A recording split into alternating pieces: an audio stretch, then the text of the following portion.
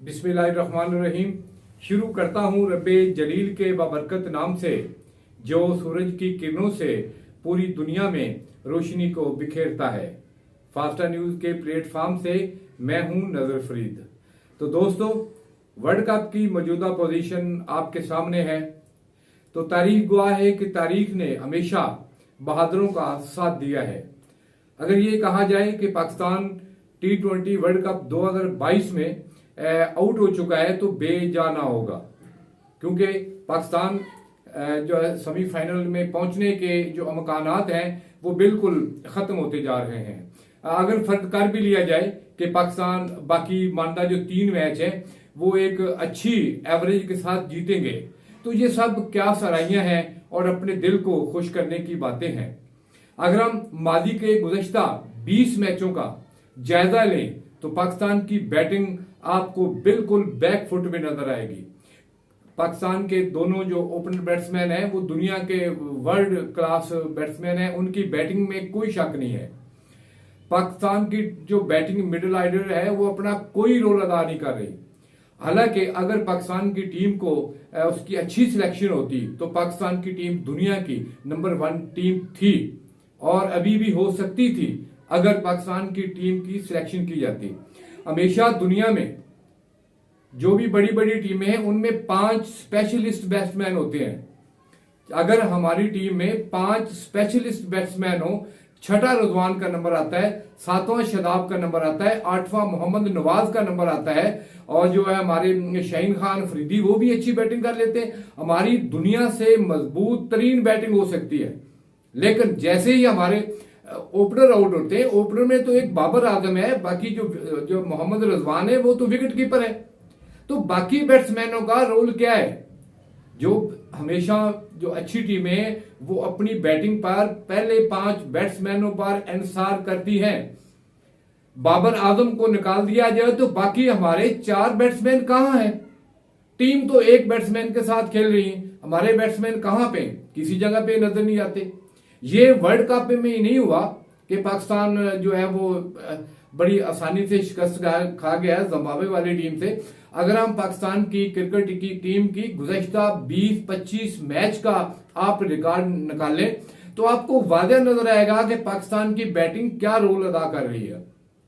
गो के हमने न्यूजीलैंड को न्यूजीलैंड की सरजमीन पर हराया है 2-1 के फर्क से, लेकिन वो दोनों मैच जो थे उनका अगर हम उनका हर पहलू से, हर जाविये का उसका जायजा लें तो किसी भी मौका पर पाकिस्तान की बैटिंग क्लिक करती नजर नहीं आई। ना उन्होंने उस कारकर्दगी का मुजाहरा किया जिससे पाकिस्तान की आवाम तवक्को कर रही थी। और अगर मौजूदा हालात का जायजा लिया जाए तो पाकिस्तान की टीम की टिकटें बुक करा लेनी चाहिए। इंशाल्लाह जो है, अल्लाह ना करे, हमारी तो दुआएं हैं पाकिस्तान की क्रिकेट की टीम के लिए। हम पाकिस्तान क्रिकेट टीम को चाहते हैं, पाकिस्तान के कोने कोने में क्रिकेट खेली जाती है।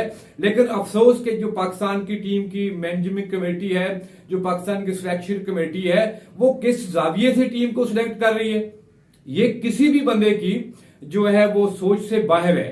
ना जाने वो कौन सा जाविया इस्तेमाल करके टीम की सिलेक्शन कर रहे हैं जिसमें एक बैट्समैन है और बाकी बैट्समैन ही नहीं है।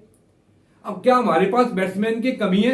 हमारे पास बॉलर्स की कमी है, हमारे पास फील्डर्स की कमी है, लेकिन ऐसा मुमकिन नहीं है। ये जो सिलेक्शन कमेटी है उनकी मनमर्जी चलती है। तो नाजरीन, हमारे पास आमर जैसे फास्ट बॉलर, हमारे पास जो है शोएब मलिक जैसे, शर्जील जैसे, और जो है मोहम्मद हफीज जैसे बैट्समैन मौजूद हैं जिनके पास एक वसी तजर्बा है। तो हमें चाहिए था अपनी टीम में 2-3 जो बैट्समैन हैं वो पुराने बैट्समैन, आजमूदा बैट्समैन को जो है उनको आजमाते, ताकि पाकिस्तान जो है वर्ल्ड कप की तरफ गामजन होता। तो अभी हमारा ये टॉपिक नहीं है, क्योंकि अभी तो वो वक्त बीत गया कि अभी नए खिलाड़ी की कमक जो ऑस्ट्रेलिया में पहुंचे। लेकिन ये उम्मीद आप रखें कि पाकिस्तान की ये जो खिलाड़ी हैं, ये जो हथियार हैं, ये कारगर होंगे और ये वर्ल्ड कप में फाइनल जीत कर लाएंगे। ऐसी इनसे उम्मीदें रखना बिल्कुल फजूल है। और ये सारा क्रेडिट जो है सिलेक्शन कमेटी को जाता है। पाकिस्तान के जो अवाम है, पाकिस्तान में क्रिकेट से प्यार करते हैं, क्रिकेट को समझते हैं और वो हर जाविये से देखते हैं। तो कितने अफसोस के साथ कहा जा रहा है कि आज क्रिकेट की दुनिया में, पूरे पाकिस्तान में सन्नाटा छाया हुआ है। वर्ल्ड कप जो है वो शुरू होने से ही कबल खत्म हो गया है।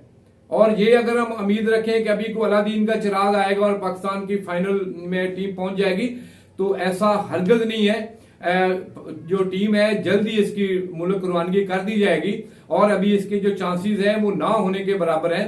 और ये तो रखना कि जो है पाकिस्तान साउथ अफ्रीका को हरा देगा या इंडिया साउथ अफ्रीका को हरा देगा तो पाकिस्तान आगे आ जाएगा, तो ऐसी उम्मीद नहीं रखनी चाहिए। जो भी पाकिस्तान क्रिकेट बोर्ड को चाहिए कि फौरन ये सिलेक्शन कमेटी जो है उसको खत्म कर दे और नई सिलेक्शन कमेटी बनाए, नई मैनेजमेंट बनाए, ताकि जो लाखों पाकिस्तानी हैं जो क्रिकेट से प्यार करते हैं आज अफसुर्दा बैठे हुए हैं, उनकी उम्मीदें जो हैं वो खत्म हो चुकी हैं। और ये जितनी पाकिस्तान को जिम्बाब्वे ने एक अपसेट शिकस्त दी, अपसेट नहीं कहा जा सकता, ये तवक्को के मुताबिक शिकस्त हुई है, कोई अपसेट नहीं हुई। आप पिछले 20-25 मैचों का आप उनका रिजल्ट देखें तो किसी भी जगह पे पाकिस्तान की टीम जो है वो फतह की जानब या उन्होंने कोई कोशिश ही नहीं की। बाबर आजम और रिजवान को निकाल दें, बाकी जो बैट्समैन है वो खाली सेल्फिश अपनी इनिंग्स खेलने पे लगे हुए हैं ताकि उनकी 50 बन जाए, एक रिकॉर्ड में आ जाए। और किसी भी जगह पे शान मसूद ने कोई ऐसी कारकर्दगी नहीं दिखाई। अगर उन्होंने 20 मैचों में एक 50 बना ली है तो किस काम की है?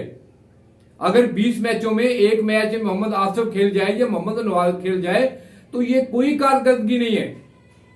तो बस ये कभी दुआएं ही हो सकती हैं जो पाकिस्तान को वर्ल्ड कप में पहुंचा दे। बाकी पाकिस्तान की क्रिकेट की टीम से तवक्को रखना बिल्कुल फजूल है। और ये अगर हमारी जो है आवाज वज़ीर आज़म पाकिस्तान जा रही है तो पाकिस्तान की क्रिकेट टीम को वो कमेटी को मुअत्तल कर दे और नई कमेटी का ऐलान करे। पाकिस्तान में क्या है, एक क्रिकेट ही है तो हमारी आवाम जो देखती है इस अफरा तफरी के दौर में उन अपनी टेंशन को रिलीज करने के लिए। लेकिन जो सिलेक्शन कमेटी है अपनी मन मर्जी का मुजाहरा कर रही है, अपनी मर्जी के खिलाड़ी खिला रही है, तो पाकिस्तान का इमेज पूरी दुनिया में खराब हो रहा है।